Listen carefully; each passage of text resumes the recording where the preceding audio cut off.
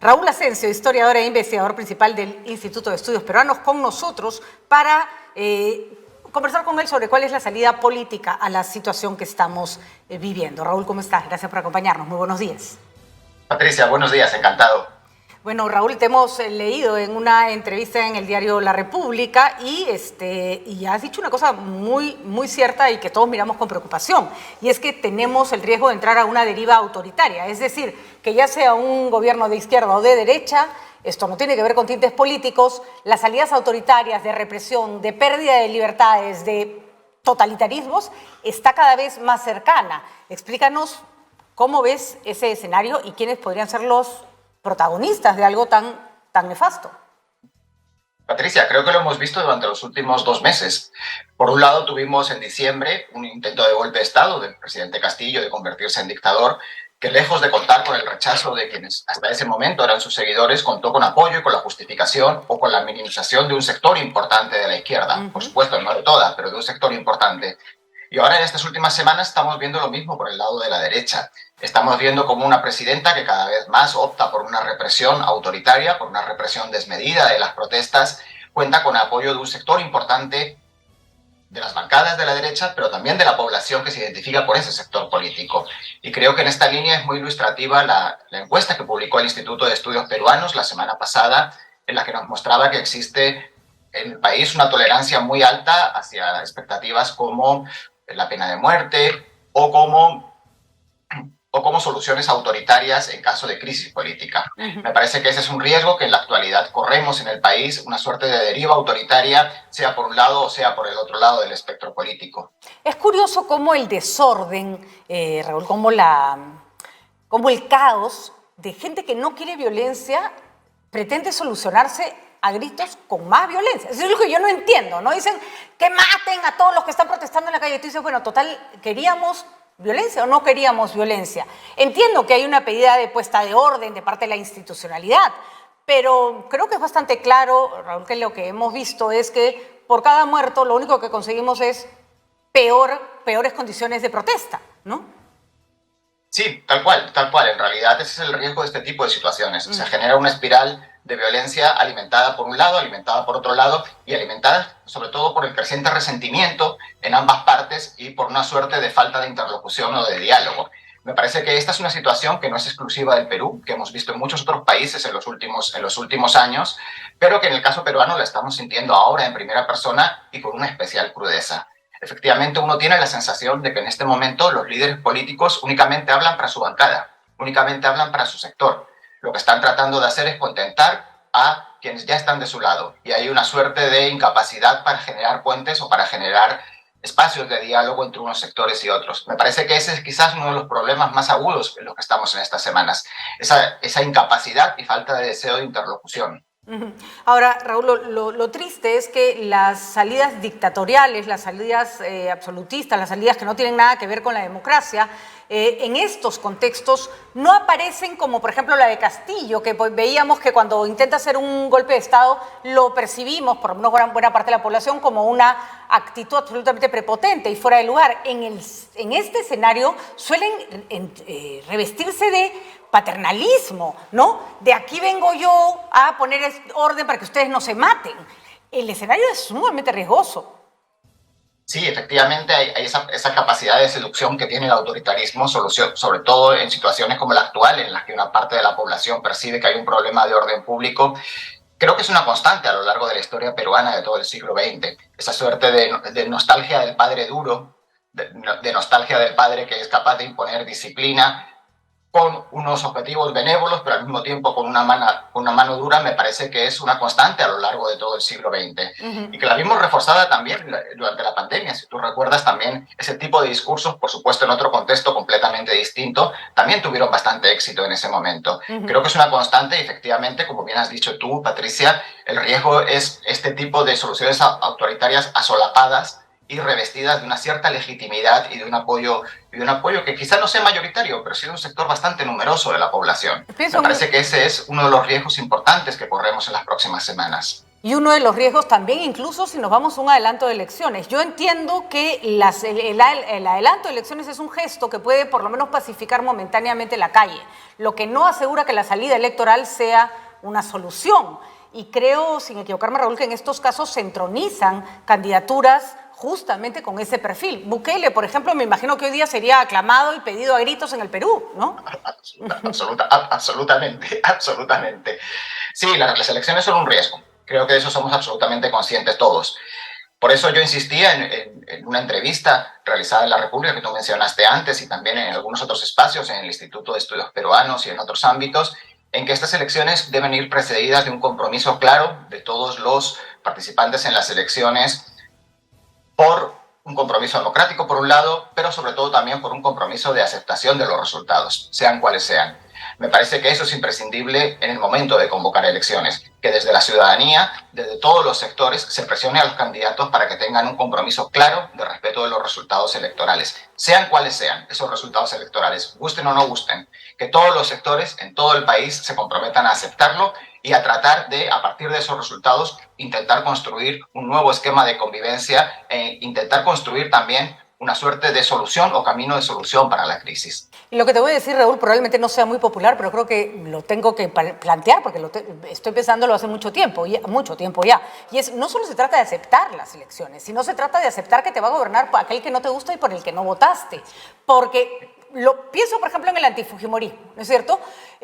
La gente tiene derecho a no querer que Fujimori sea su presidenta, pero no tiene derecho a pedir a anunciar que si sale elegida no le vas a hacer caso y vas a hacer 300 marchas. Desgraciadamente, así como pedimos, te puede no gustar, pero a lo que voy es, no solo tiene que haber un compromiso de acepto al que eligieron, independientemente de que sea mi candidato o no, sino que lo dejo que me gobierne. Esta teoría de si no sale el que me guste, lo bombardeo hasta que lo saco, nos ha traído hasta acá, ¿no? Y creo que ahí, siguiendo lo que tú señalas, hay una labor muy importante de pedagogía política por parte de los propios candidatos. Son los propios candidatos o los propios líderes políticos en el momento posterior a las elecciones quienes deben lanzar ese mensaje que tú has señalado de manera clara. Es decir, la democracia consiste en que a veces nos gobernarán quienes nos gustan y a veces quienes no nos gustan. Y creo que ahí un tema importante es exigir a nuestros líderes políticos que realicen esa labor de pedagogía política, que sean ellos quienes, por un lado, se comprometan a respetar los resultados y que sean ellos también quienes se comprometan a defender la legitimidad de esos resultados. Me parece nuevamente que ahí es algo que nosotros, como ciudadanos, debemos exigir a nuestros líderes políticos. Debemos exigirles que den un paso adelante en este momento tan crítico para dejar claro su compromiso democrático y su disposición a respetar los resultados de las elecciones y a asumir la legitimidad de quien quiera que sea que gane las elecciones, nos guste o no nos guste. Debe empezar por ellos como líderes políticos, esa pedagogía hacia los resultados electorales. Un aspecto que me genera mucha inquietud y que no sé si es válido también mi razonamiento es, hay una diferencia desde mi perspectiva entre lo que me representa y lo que me gobierna. Por ejemplo, yo puedo votar por un candidato que no sale elegido, sale otro, claramente no me representa, por eso no voté por él. Pero eso no quiere decir que no sea el que gobierna mi país. Y por otro lado, él no solo gobierna para los que votaron por él, que fue, por ejemplo, el discurso de Castillo. Para Castillo existía un Perú, el que le hablaba, el resto, chao, ¿no? Esa espiral es también muy perniciosa porque hace que los gobiernos miren solo a la población que los aplaude y hace que los ciudadanos desconozcan la autoridad de quien está gobernando. Sí, la fragilidad de los liderazgos políticos creo que es un tema clave el que tú has señalado y que tiene que ver precisamente con esa percepción de no legitimidad. Eso no es un problema que vayamos a solucionar en 15 días ni que vayamos a solucionar en 6 meses. Creo nuevamente, como te decía antes, que es importante iniciar esta pedagogía política y que es necesario involucrar en este diálogo a quienes yo echo de menos en todas estas semanas, que son a quienes se van a presentar como candidatos en las elecciones, sean en 2023 o sean en 2024. Todos tenemos bastante claro quiénes van a ser esos candidatos, o por lo menos una parte sustancial de esos candidatos. Pero yo echo de menos que estén presentes en el debate de estos días. Que estén presentes en este momento, haciendo un llamamiento a la calma. Yo decía en la entrevista que tú mencionaste antes que creo que una primera medida que probablemente contribuiría a dar un primer paso sería verlos a todos ellos, quizás desde Vladimir Cerrón, por ponernos en un extremo, hasta Keiko Fujimori en el otro, con una declaración conjunta llamando a la calma, a la no violencia y al respeto a la vida. Por lo menos creo que ese sería un primer paso para ir construyendo esa legitimidad del otro, que creo que es el problema de fondo al cual tú ibas en tu pregunta. Desconocemos la legitimidad del otro para gobernar, desconocemos la legitimidad del otro para pensar distinto. Simplemente comenzar a verlo juntos, con unos mínimos de consenso, creo que puede ser un primer paso en reconstruir esa legitimidad del otro. Y además es curioso porque la agenda la copan los extremistas siempre con su discurso extremo y los medios suelen recoger ese extremismo de las redes sociales que nunca es mayoritario y al final se encuentran con que la población no le vota a extremos, no necesariamente le vota a extremos. Entonces, yo no sé por qué el centro, y esa es una característica que veo en todos los países que están pasando por esta situación, el centro se repliega como si no tuviera espacio, haciendo eco de un espejismo, me parece, ¿no? Creo que hay varias cosas que son complicadas de ver. Por un lado, efectivamente, existe una tendencia en estas crisis siempre a privilegiar los liderazgos autoritarios. Por otro lado, creo que existe también el temor de quienes no están en esas posiciones de autoridad, en esas posiciones extremas, a verse aplastados por esos extremos. Y en el caso de nuestros líderes políticos, evidentemente también es cálculo político. Saben que cualquiera de ellos que salga a declarar en estos momentos o a presentar cualquier posición va a ser atacado por un lado o por otro, y que corre incluso el riesgo de verse superado en su propio arco político por los sectores más extremistas. De ahí lo que hay que hacer, desde mi punto de vista, es plantearles la disyuntiva a los líderes políticos.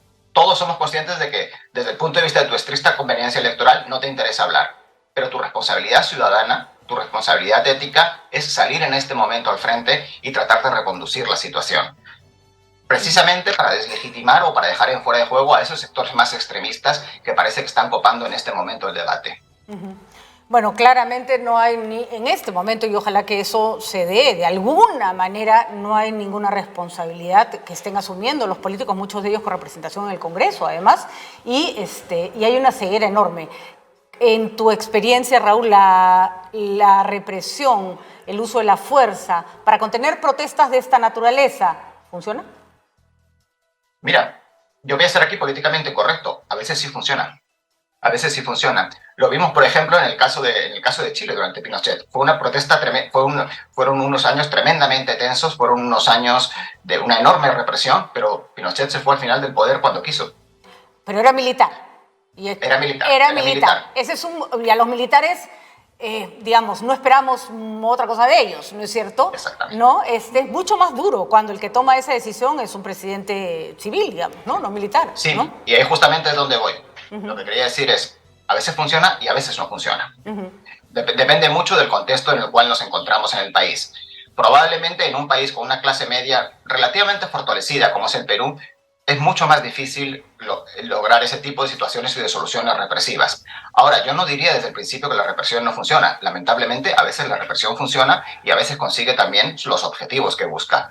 En ese sentido, creo que es precisamente el peligro de la situación en la que estamos. El peligro fundamental es que la represión funcione y que sigamos con una situación de represión indefinida durante los siguientes meses y que esta represión funcione e induzca al Congreso a no adelantar elecciones, porque vean que va funcionando. Ese creo que es precisamente uno de los riesgos. Y un riesgo enorme es que si la represión funciona y la gente se siente tranquila con la represión, pasará lo que pasó en el gobierno de Fujimori. Se le seguirá votando a una opción antidemocrática con tal de mantener el orden que vamos. Es un pensamiento que me parece lógico. O sea, la señora que está hace 2 semanas, un mes, tratando de vender 1 kilo de arroz, le votará pues a cualquiera que le diga que le va a poner orden. No critico ese comportamiento, pero hay que tratar de evitar llegar a ese punto, ¿no? Efectivamente. Ese es el riesgo de que la represión funcione y efectivamente se consolide un régimen autoritario o semiautoritario apoyado por una parte sustancial de la población que privilegia esa tranquilidad lograda a sangre y fuego respecto al respeto a los derechos humanos y a la vida. Finalmente, Raúl, lo que me parece triste y espeluznante es que lo que claramente es un problema, de acuerdo con lo que conocemos y sabemos que cómo debe funcionar una democracia, es un deseo para una parte de la población en el Perú que además tiene mucho poder económico y político. En realidad esto que nosotros estamos describiendo como un problema es una aspiración a donde cierta clase económica, social, política quiere llegar, ¿no? Probablemente. Yo no puedo meterme en sus mentes, pero probablemente llegar a una suerte de paz paz cívico-militar sea el objetivo de algunos sectores. Y esa paz cívico-militar puede contentar a esos sectores, pero efectivamente puede ser muy perjudicial a medio y largo plazo para la gran mayoría de la población y para este proceso tan complejo, tan imperfecto de consolidación democrática que llevamos desde el año 2000. De acuerdo, Raúl, sí. Yo puedo leer no su mente, pero sí sus tweets. Y mientras sigan pidiendo bala a gritos, claramente lo que quieren es que se entronice eso. Y yo sí digo, les puede salir el tiro por la culata, porque al final se les puede entronizar un Antauro, no un López Aliaga, ¿no? Sí. Y ese es... Sí, ¿no? Sí, efectivamente. En estas situaciones de incertidumbre, creo que ambos sectores están apostando a su apuesta máxima. Y cuando apuestas a la apuesta máxima, te puede salir bien o te puede salir mal. Muy bien, muchísimas gracias, Raúl. Siempre un gusto conversar contigo, siempre bueno saber que estás mirando lo que ocurre con esa mirada más calmada que siempre tiene la academia, pero que no es una mirada abstracta, que es una mirada que pretende influir sobre decisiones que toman nuestros actores políticos. Que tengas un muy buen día, Raúl. Muchísimas gracias. Gracias, Patricia. Mucho gusto. Sí.